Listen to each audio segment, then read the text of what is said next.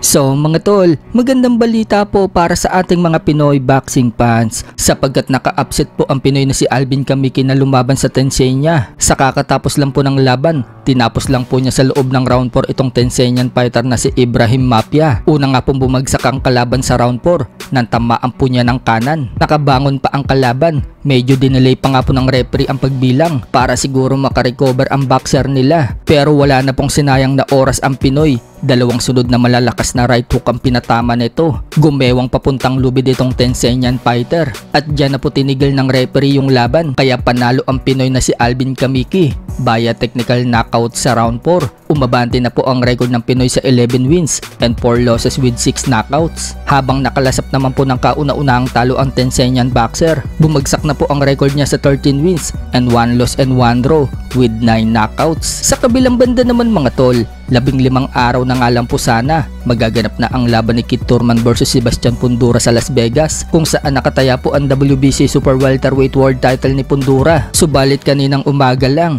sumabog ang balita na postpone na ang laban.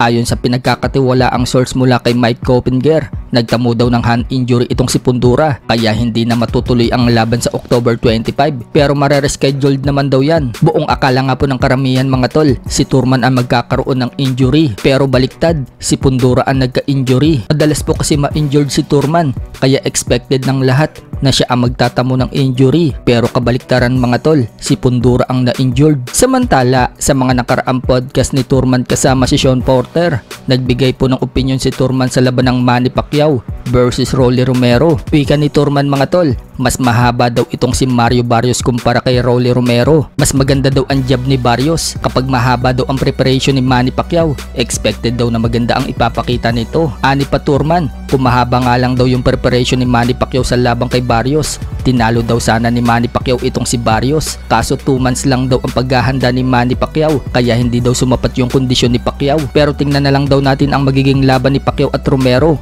kung ano daw ang may papakita nitong si Romero. Sa iba pang balita mga tol, tinakot ni former 3 Division World Champion General Casimero ang makakalaban niyang si Konosuke Kameda sa October 25 sa Kyrgyzstan. Sa training po kasi ni Casimero mga tol, malalakas na body blow ang pinapakawalan niya at sinabi sa caption, saan daw kaya pupulutin ang ulo ni Kameda kapag tinamaan ng ganyang suntok? Kaya daw kaya saluhin ni Kameda ang suntok ni Casimero?